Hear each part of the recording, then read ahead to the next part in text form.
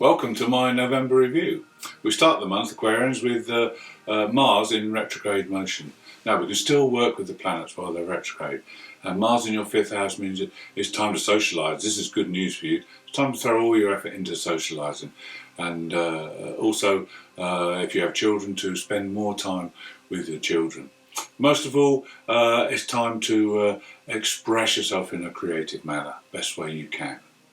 Then on the 1st, we also have the coming together of Pallas Athena with the Black Moon Lilith. And these are happening in your 6th house. So Pallas allows us to see patterns in things. So it's a great time to see patterns in your health and well-being and see where you can make necessary changes. Also to help, this will help you see patterns in your job, your daily routine, see where you can make changes there to make things a lot better and to run smoother and to give you more satisfaction.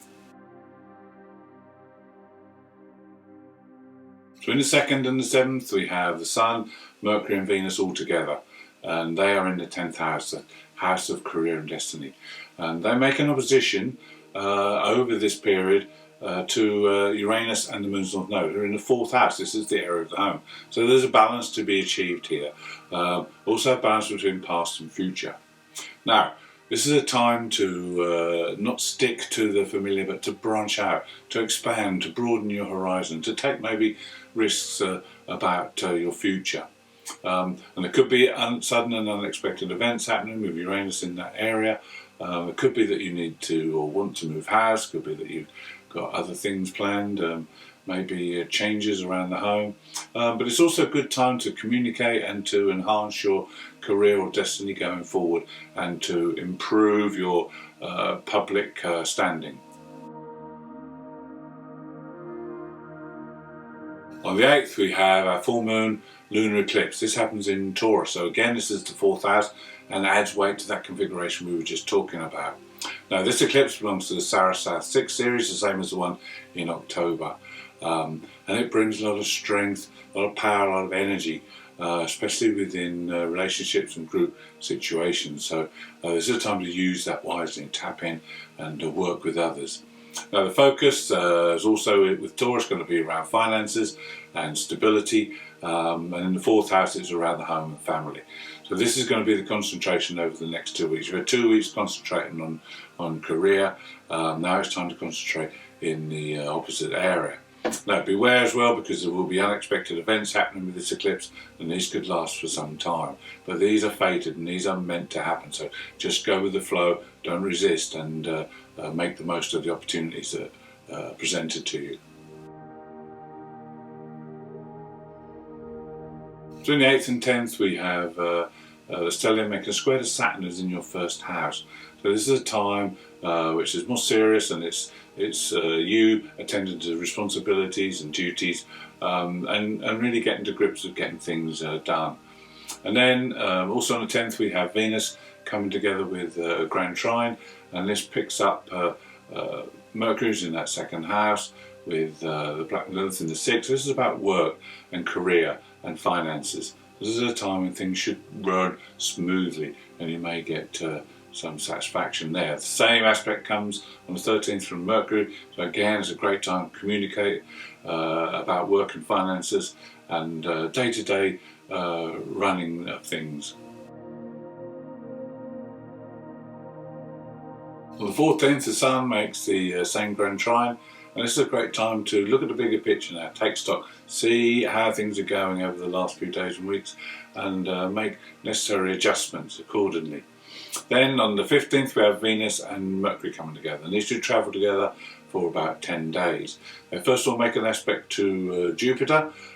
This is very fortunate because Jupiter's in the 2nd house of finances. This is great for planning finances and looking at ways to make money, and maybe even some benefits coming to you with Venus making that aspect. Then the two move into Sagittarius on the 19th, and this is your 11th house. So the emphasis now changes. It's time to network, it's time to talk and involve yourself with people.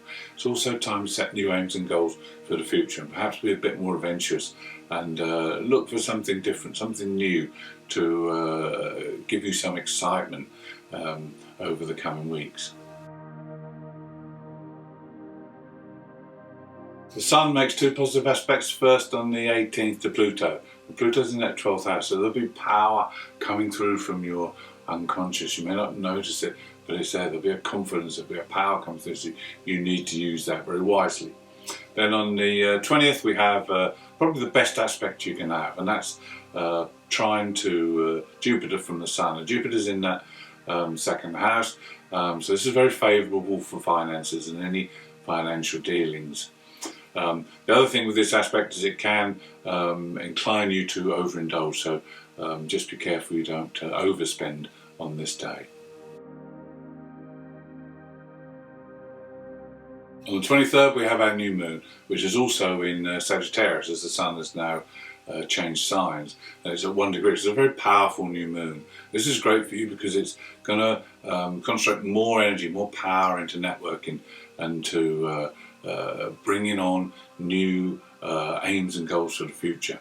Now with Jupiter also turning direct on this day, there's a double dose of Sagittarian energy.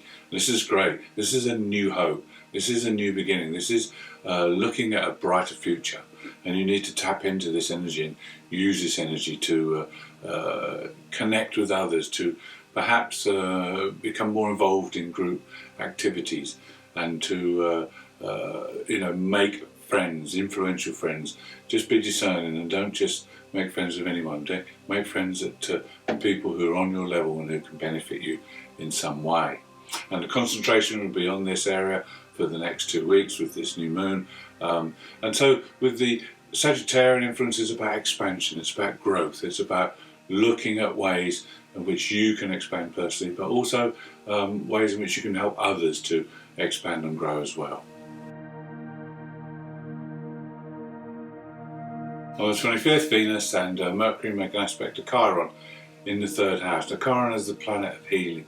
It's a great time to heal any rifts or wounds connected with friends or group involvement, and lay that to rest so that you can now speak your truth and make your past part of your story, and don't be afraid to speak your truth and speak your story. Then we have finished off Mars on the 26th, making an aspect to Saturn. Now, as we know, Mars is retrograde, so we're working behind the scenes with Saturn, and it's a good time to do exacting work, do work that maybe paperwork or work that revolves a lot of concentration. And Mercury will help because Mercury makes an aspect to both of these on the last couple of days of the month, and Mercury will help to focus your attention on doing that. Thanks for tuning in. I hope you've enjoyed the November review. If you have, please subscribe, and don't forget to tune in next month for December.